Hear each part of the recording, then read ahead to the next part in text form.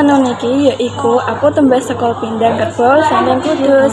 Sing aku rasakne ning menu iki yaiku santen, brambang, godhong mlinjo lan ana rasa asin manis.